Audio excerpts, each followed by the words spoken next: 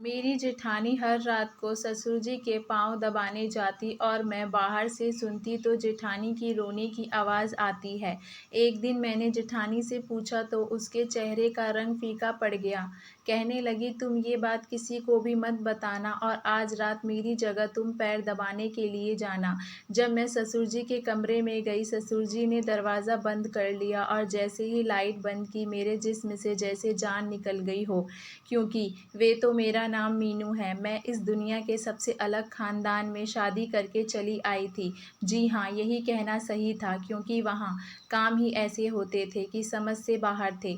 मेरे ससुराल में मेरी एक जेठानी थी। जेठ जी शहर के बाहर काम करते थे। कभी कभी वे घर पर आते थे।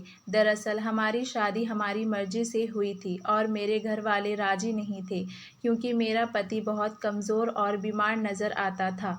मेरे पिताजी को पूरा यकीन था कि ये नशा करता है, जबकि ऐसा नहीं था। मैं बस इतना ही चाहती थी कि हमारी शादी शांति और सुकून से हो जाए, पर ऐसा नहीं हुआ और बात बिगड़ गई। मेरे घर वालों ने मेरे पति को कहा कि तुम्हारे पास 3 दिन हैं, इससे शादी करके ले जाओ, वरना चौथे दिन हम इसकी शादी कहीं और करवा देंगे। पति ने हाथ पांव मार के अपने दोस्तों की मदद ली। शादी हो गई। पिताजी ने कहा कि तुम्हारे लिए आज से इस घर के दरवाजे हमेशा के लिए बंद हो गए। मैं हैरान रह गई, जबकि सुरेश के पापा बिल्कुल भी नाराज़ नहीं थे।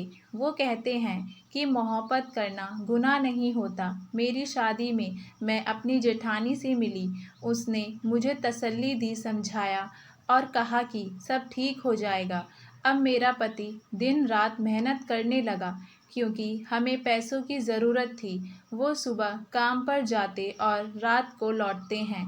ऐसे घर में सिर्फ मैं और मेरी जेठानी ही थी। एक दिन मैंने बहुत ही अजीब देखा।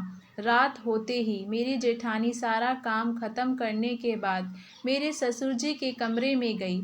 उनके हाथ में तेल की एक कटोरी थी। ये सब देखकर मुझे बड़ा आश्चर्य हुआ। जेठानी अंदर गई और उसके बाद उसने दरवाज़ा बंद कर लिया। मैं हैरान रह गई कि भला इस वक्त इसका अंदर क्या काम है और ये तेल लेकर अंदर क्यों जा रही है। कुछ देर तो मैं खड़ी रही कि शायद तेल देने गई होंगी। वो दरवाज़ा गलती से बंद हो गया होगा, वो अभी आ जाएंगी, लेकिन वो वापस नहीं आईं।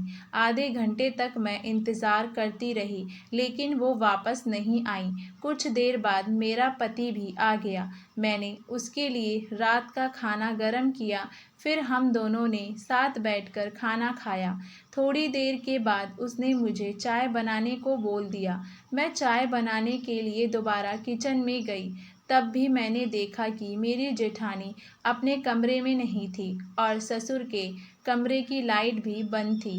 इसका मतलब वो दोनों सो चुके थे। फिर मैं चाय बनाकर वापस आ गई, तो बर्तन रखने के लिए जब दोबारा गई, तब भी मैंने देखा अभी भी जेठानी नहीं आई थी। मैं कुछ भी नहीं कर सकती थी। मैं अपने कमरे में आ गई। सुबह मैंने अपनी जेठानी से पूछना चाहा, लेकिन हिम्मत ही नहीं हो रही थी। अगले दिन फिर से यही होने लगा। वो रात का काम ख़त्म करके सभी के सो जाने के बाद तेल लेकर मेरे ससुर के कमरे में चली जाती और मैं देर तक जागती थी, क्योंकि मेरा पति देर रात को आता था। दरवाज़ा बंद होने वाली बातों ने मुझे बहुत परेशान कर दिया था। मैं धीरे धीरे चलती हुई कमरे के पास चली गई। मेरे कदम बहुत ही धीरे धीरे आगे बढ़ रहे थे और कान ज़्यादा ही खुले भी थे। थोड़ी सी आवाज़ होने पर मैं इधर उधर देखना शुरू हो जाती थी, लेकिन फिर मैं ऐसी आवाज़ सुनी जिसको सुनकर मेरे पैरों तले ज़मीन खिसक गई। कमरे से मेरी जेठानी की रोने की आवाज़ आ रही थी। मैंने अपने कानों को हाथ लगा लिया और मैं सोचने लगी कि आखिर ये हो क्या रहा है। मुझे लगा कि शायद मेरा वहम होगा, लेकिन मैंने आवाज़ सुनी और अब तो मुझे पूरा यकीन हो गया कि कुछ तो दाल में काला है। मैंने दरवाजे को खटखटाया, तभी कमरे की लाइट ऑन हो गई और मैं डर गई थी। लगता है कोई आ रहा है। मैं वापस अपने कमरे में आ गई। सोचा अपने पति से इस बारे में बात करूं, लेकिन उनको ये सब कुछ मैंने नहीं बताया। अगले दिन अपनी जेठानी से बात करने के बारे में सोचा। वो मेरे सामने बैठी फ़ोन देख रही थी और मैं सब्जी काट रही थी। मैंने जेठानी से कहा कि रात को आप ससुर जी के कमरे में क्या करने गई थी और तुम्हारे हाथ में तेल था और तुमने दरवाज़ा भी बंद कर दिया। मैंने जेठानी के चेहरे का रंग फीका पड़ गया। उसको मुझसे इस तरह की बात सुनने की कोई उम्मीद नहीं थी। कहने लगी कि उनके पैरों में दर्द था, तो मैंने सोचा कि पैरों को थोड़ा दबाकर तेल से मालिश कर देती हूँ, थोड़ा आराम मिल जाएगा। मैंने कहा चलो, मान लिया कि आप मालिश करने गई थी, लेकिन दरवाज़ा बंद करने की क्या ज़रूरत थी? और तुम तो अंदर जाकर बैठ गई थी। मैं आधे घंटे से देख रही थी, तुम अपने कमरे में नहीं थी। मेरी जेठानी ने मुझसे झूठ बोल दिया कि मैं कमरे में नहीं थी, मैं बाथरूम गई हुई थी, इसीलिए तुम्हें शायद मैं नज़र नहीं आई। मेरी तबीयत थोड़ी ख़राब थी, वो मुझसे नज़रें नहीं मिला पा रही थीं और वो काम करने चली गईं। मैंने कहा कि क्या हुआ था तुम्हारी तबीयत को? तो वो गुस्से से बोली, क्यों तुम इतनी सी बात को बड़ी कर रही हो? छोड़ो ये सब, आज बहुत ज़्यादा गर्मी है और तुम मुझसे इतना ज़्यादा सवाल क्यों कर रही हो? उसने बात को ही पलट दिया था, लेकिन मुझे अंदाज़ा हो गया था कि मेरी एक बहुत ही अच्छी दोस्त थी। जब मैंने उसको ये सब कुछ बताया तो उसको ये बात सुनकर बहुत आश्चर्य हुआ। वो बोली, तुम पागल तो नहीं हो गई हो क्या? वहाँ पर क्या हो रहा होगा, ये तुम्हें पता करना चाहिए। मेरी जेठानी भी अजीब तरह की औरत थी। वो अकेला रहना ही पसंद करती थी और कपड़े भी बड़े बड़े खुले खुले पहनती थी।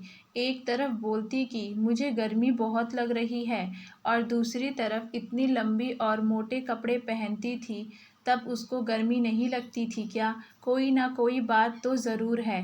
एक दिन हमारे घर में एक रिश्तेदार आई हुई थी। उससे बातों बातों में मैंने बात की तो उसने कहा कि तुम्हारा पति भी शादी से पहले दूसरे देश जाना चाहता था, लेकिन उसके पिता ने उसे जाने नहीं दिया। मैंने कहा कि मेरा पति बाहर नहीं जाए तो ही अच्छा है, मैं उसे बहुत प्यार करती हूँ। उन्होंने कहा कि हाँ, तुम्हारी जेठानी का भी पति बाहर होता है, बेचारी कितनी उदास होती है, मन ही कहाँ लगता होगा। मैंने सोचा उदास तो नहीं होती हैं, बिल्कुल नॉर्मल रहती हैं, तैयार भी होती हैं, कपड़े भी नए नए पहनती हैं।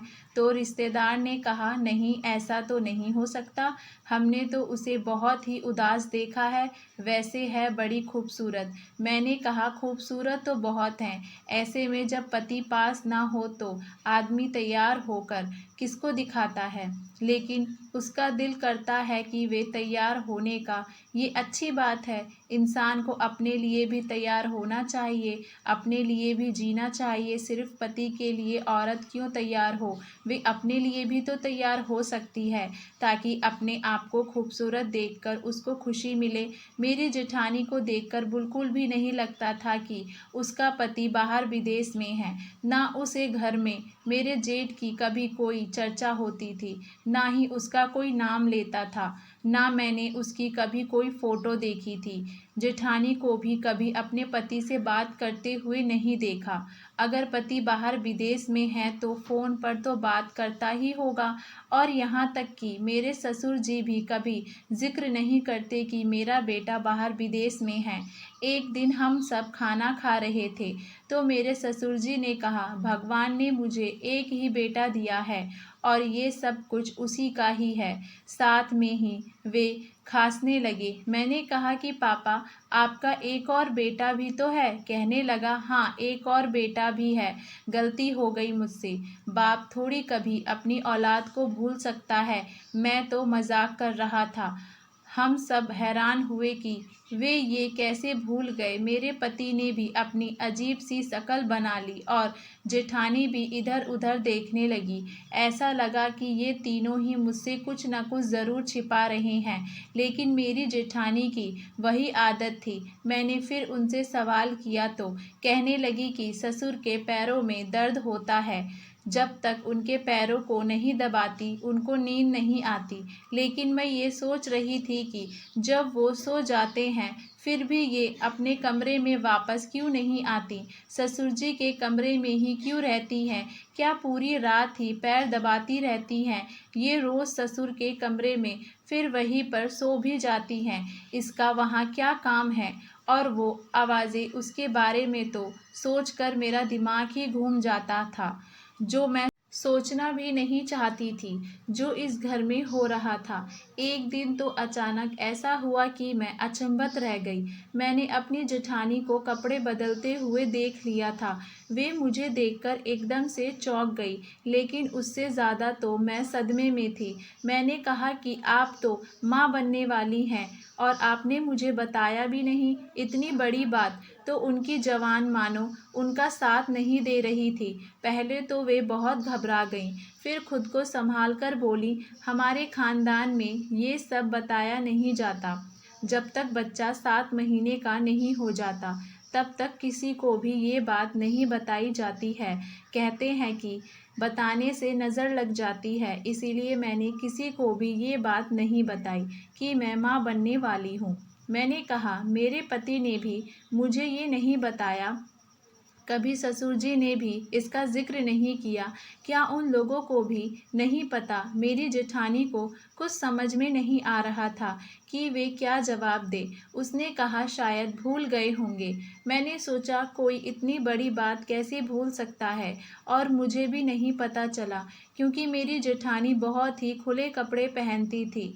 पर अब उसको देखकर लग रहा था कि जैसा 8वां महीना चल रहा हो। इसका मतलब था कि 8 महीने पहले मेरे जेठ जी आए थे, लेकिन फिर भी कोई इस घर में उनका नाम तक नहीं लेता है। क्या उनकी कोई दुश्मनी थी या यहाँ उसको पसंद नहीं थी। इस घर में रहते हुए मुझे अभी 1 महीना ही हुआ था, वो भी उसके लिए कुछ नहीं भेजता था, ना कोई पार्सल ना कोई फ़ोन। फिर मैंने सोचा कि एक तो मेरी जेठानी की ये हालत है, ऊपर से मेरे ससुर जी भी उसको अपने पैर दबाने के लिए बुला लेते हैं, अपने पैरों पर मालिश करवाते हैं, वो भी हर रोज़। उनको इतना तो सोचना चाहिए कि ये पेट से है, उसको आराम की ज़रूरत है।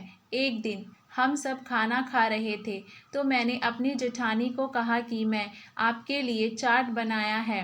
ऐसी हालत में तो आपका चाट खाने का तो मन करता ही होगा। ये बात सुनकर जेठानी के गले में खाना अटक गया और ससुर जी ने भी उसको बड़ी हैरानी से देखा। वे सबके सामने कहने लगी कि तुम्हें क्या हो गया है, तुम्हें किसने कह दिया कि मैं पेट से हूँ, जबकि मेरा पति ही मुझसे मिलने के लिए नहीं आया है।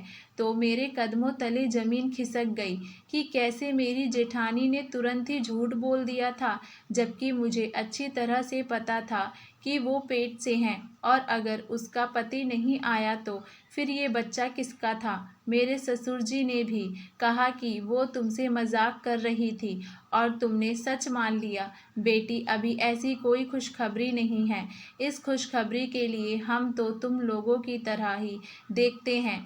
जल्दी से कोई खुशखबरी सुना दो, हमारे इस घर में भी चहल पहल हो जाएगी। मेरे ससुर जी ने अचानक ही मेरी जेठानी को कहा कि तुम्हें तुम्हारी मम्मी के घर छोड़कर आना था। आओ मैं तुम्हें छोड़ आता हूँ। मैं तो भूल ही गया था और तुम भी याद नहीं दिलवाती हो। अब इसका पति घर पर नहीं है तो ये जिम्मेदारी मुझे ही पूरी करनी होगी। जब ये कहती है तो उसको इसके मायके छोड़ आता हूँ। जब बोलती है तो वापस ससुराल ले आता हूँ। मेरे ससुर जी मुझे सफाई दे रहे थे। उन्होंने कहा इसके पिताजी के साथ मेरी पुरानी दोस्ती है, वहाँ भी थोड़ी देर बैठकर बातें कर लेता हूँ, अच्छा टाइम पास हो जाता है। तुम दोनों मियाँ बीवी बैठकर खाना खाओ, हम चलते हैं। मेरी जेठानी के चेहरे का रंग उड़ गया। वो मेरी तरफ एक टक लगाए देख रही थी, जैसे कि मैं उसकी ज़िंदगी बर्बाद करती हूँ। मेरे ससुर जी उसको लेकर वहाँ से चले गए, जबकि इससे पहले तो ऐसी कोई बात नहीं थी कि आज ही लेकर जाना है। जब वे लेकर चले गए तो मेरे पति ने मुझसे पूछा कि तुमको ये सब किसने बताया, तुम इस तरह की बातें क्यों कर रही हो। मैंने कहा कि मैंने देखा था कि उनका पेट बड़ा हुआ था। मेरे पति भी हंसने लगे। उनका पेट खाने से बड़ा है और तुम समझ रही हो कि वे प्रेग्नेंट है। मेरा भाई 2 साल से घर नहीं आया है तो बच्चा कहाँ से आ गया। मैंने अपने पति को कुछ भी नहीं कहा और ना ही कोई बहस की, पर बात साफ थी और मैंने अपनी आंखों से भी देखा था कि मेरी जेठानी पेट से भी थी और उसका छठा महीना चल रहा था। लेकिन वो ये बात क्यों छिपा रही थी? अगर छिपा रही थी तो कब तक छिपाती? क्या वे बच्चा पैदा नहीं करेगी? मेरे ससुर जी जेठानी को मायके से लेकर रात तक वापस आए तो अपनी जेठानी को देखकर मैं फिर से हैरान रह गई। उसके चेहरे पर एक बहुत बड़ा निशान बना हुआ था, जैसे किसी ने मारा हो। मैं आगे बढ़ी। मैंने कहा कि क्या हुआ, ये कैसे हुआ? कहने लगी कि मैं रिक्शे से गिर गई और मेरा मुंह जमीन पर जा लगा। मैं हैरान रह गई। मेरी जेठानी को देखकर लग रहा था कि वे झूठ बोल रही है। वे अपने कमरे में चली गई और उसने खाना भी नहीं खाया। अगर वे रिक्शे से गिरी होती और उसका मुंह जमीन पर लगा होता तो उसके चेहरे को भी नुकसान होता, जबकि ऐसा कुछ भी नहीं था। ऐसा लगता था कि किसी ने जानबूझकर उसको मारा है। आज की रात भी जब वे मेरे ससुर जी के कमरे में जा रही थी, उसकी आंखों में आंसू बह रहे थे। जब वे कमरे में जा रही थी तो उसने अपने आंसू पोंछ लिए। मैंने सोचा इस बेचारी के साथ कोई ना कोई जुल्म तो ज़रूर हो रहा है यहाँ पर, और ये सब कुछ सहन कैसे कर रही है। एक दिन मुझे बहुत गुस्सा आया और मैंने अपनी जेठानी को कहा कि इतना बड़ा झूठ क्यों बोलती हो सबके सामने। मैं कोई अंधी नहीं हूँ। मैंने तुम्हें अपनी आंखों से देखा कि तुम माँ बनने वाली हो। तुमने कोई नकली पेट नहीं लगा रखा है और तुम इतना खाती भी नहीं कि तुम मोटी हो जाओ। तुम्हारे पेट में किसका बच्चा है? जब तुम्हारे पति 2 साल से घर नहीं आए तो ये बच्चा किसका है? मेरी जेठानी ने मेरी बात सुन ली, लेकिन जवाब कुछ नहीं दिया।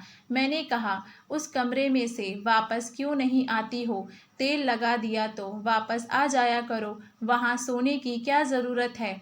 और कौन सा उनके पैर में दर्द रहता है? रोज तुमसे मालिश कराते हैं, कौन सा काम करते हैं? अगर तुम दोनों मिलकर कोई चक्कर चला रहे हो, मुझसे छिपा रहे हो, और अगर मुझे पता चला तो मैं सारे मोहल्ले में तुम दोनों को बदनाम कर दूंगी। छोड़ूंगी नहीं तुम लोगों को। मुझे पता है एक औरत आदमी के बगैर नहीं रह सकती। तुम्हारा पति 2 साल से घर नहीं आया, लेकिन इसका मतलब ये नहीं कि तुम उसकी इज्जत का सौदा कर दो। और उस बच्चे का क्या कसूर है? ये इस दुनिया में आएगा तो किसको अपना बाप कहेगा? क्या तुम उसको इस दुनिया में लेकर नहीं आना चाहती? कब तक छुपाओगी? क्यों अपनी ज़िंदगी बर्बाद कर रही हो? मेरी जेठानी को भी गुस्सा आ गया। उसने कहा ठीक है, तुम्हें यही लगता है कि मैं अपने ससुर के कमरे में जाती हूँ और मेरा बच्चा भी मेरे पति का नहीं है, तो आज मेरी जगह तुम मेरे ससुर के कमरे में जाओ, उनको तेल से मालिश करना और फिर देख लेना कि वहाँ पर क्या होता है। मैंने कहा ठीक है, मैं चली जाऊंगी, देखती हूँ क्या होता है। उसने कहा कि ससुर ने पहले ही कमरे की लाइट ऑफ की होती है और तुम्हें वहाँ इतने ही कहेंगे कि तेल लगा दो, तुम आराम से लगा देना, उसमें कोई मसला नहीं है। मैंने कहा ठीक है, मैं भी जाऊंगी और देखूंगी अंदर होता क्या है। मुझे पता था कि औरत की गलती नहीं होती है, औरत जीत कर भी हार जाती है, लेकिन फिर भी यहाँ पर मुझे गलती जेठानी की ही लग रही थी। अगर कुछ गलत हो रहा था तो वे फिर किसी को बोलती क्यों नहीं थी? अगर मेरे ससुर जी उससे ज़बरदस्ती कर रहे थे तो फिर ये बर्दाश्त क्यों कर रही थीं? और वे अपने पति से क्यों बात नहीं करना चाहती थी? ना ही मेरे पति को बताती हैं, किसी को कुछ नहीं बताती। कम से कम मुझे तो बता देती, मैं उनकी मदद कर देती। जिस किस्म की आवाज़ मैंने सुनी थी, मुझे अपनी जेठानी पर भी शक हो रहा था। मेरा पति तो वैसे ही देर से आता था। मेरे ससुर 10 बजे ही सो जाते थे। इसीलिए मेरी जेठानी ने मुझे कहा कि जाओ, आज तुम चली जाओ। मैंने देखा कमरे की लाइट पहले से ही बंद थी। मैंने हाथ में तेल की कटोरी ली और अंदर चली गई। मेरी जेठानी ने कहा कि अंदर जाते ही दरवाज़ा बंद कर लेना और कोई बात पूछे तो आगे से सिर्फ हाँ हूँ ही करना। मुझे डरने की भी क्या ज़रूरत थी? ये मेरे ससुर थे। अगर पता चल भी जाता तो मैं फ़ौरन बाहर आ जाती। मेरी जेठानी बाहर ही खड़ी रही, लेकिन जब मैं अंदर गई तो मेरे ससुर ने अंदर जाते ही ऐसी बात कही कि मैंने अपने कानों को हाथ लगा लिया। कहने लगे, मेरी जान, आज इतनी देर क्यों लगा दी? मैं पूरी तरह हैरान रह गई। मेरे पास बैठो, खड़ी क्यों हो? क्या हो गया? नाराज़ हो गई मुझसे? वो ऐसे बोल रहे थे जैसे कोई अपनी पत्नी से बात कर रहा हो। मुझे तो वहाँ 2 मिनट ही हुए थे कि मैं वहाँ से तुरंत बाहर आ गई और अपनी जेठानी को हैरानी से देखा। फिर वो मुझे अपने कमरे में ले गई और उसने मुझे एक तस्वीर दिखाई जिसमें वो अपने ससुर जी के साथ दुल्हन बनी बैठी थी। उसने कहा, ये मेरे ससुर नहीं, मेरे पति हैं और मेरी शादी हुई है।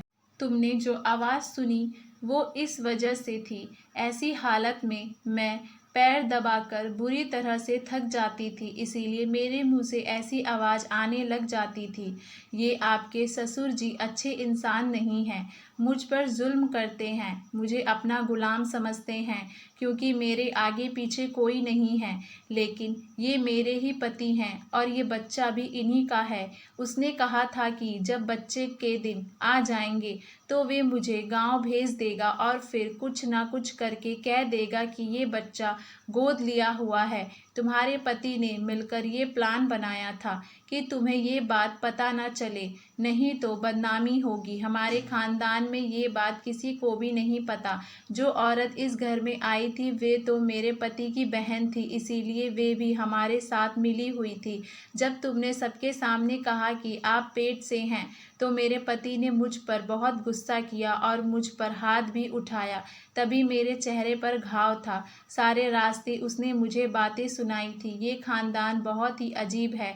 यहाँ पर बहुत सारे राज दबे हैं जिसमें से मैं भी एक राज हूँ। तुम्हारे पति ने तुम्हें शायद ये बात इसीलिए नहीं बताई कि तुम अलग से ना सोचो, तुम्हें बुरा ना लगे, लेकिन अब तुम अपने पति को बता देना कि तुम्हें सब कुछ पता है और खामोश रहना। मेरे पति खुद ही तुम लोगों को ये सब बात बता देंगे जब तुम्हें यहाँ पर कुछ महीने हो जाएंगे, लेकिन तब तक तुम मेरी जासूसी करना, मेरे मामले में बोलना बंद कर दो। इसीलिए आज मैंने तुम्हें अपनी जगह कमरे में भेजा था कि तुम्हें विश्वास हो जाए। मैंने अपनी जेठानी से माफ़ी मांगी और उससे वादा किया कि आगे से ऐसी कोई बात नहीं करूँगी, क्योंकि मेरी वजह से आपकी ज़िंदगी भी बर्बाद हो सकती है। उसके बाद मैं अपने पति को ये बात बताई, वे भी शर्मिंदा हो गए। उसने कहा, जब तुम यहाँ पर आई थी मैं नहीं चाहता था कि तुम ये सोचो कि मैं कैसे लोगों के घर में आ गई हूँ। मेरे पिता ने इस लड़की से शादी की है, इसीलिए तो हमारी शादी के खिलाफ नहीं थे और उनको इस हालत पर छोड़ दो, मेरे साथ अपनी ज़िंदगी की शुरुआत करो। मैंने ऐसा ही किया। ससुर के यहाँ बेटी पैदा हुई तो फिर उसके अंदर भी थोड़ी सी शर्म आई, क्योंकि पहले उनकी कोई बेटी नहीं थी। अब वो अच्छे तरीके से रहते हैं और अपनी पत्नी का ख्याल भी रखते हैं। हम लोग इस तरह ज़िंदगी गुजार रहे हैं।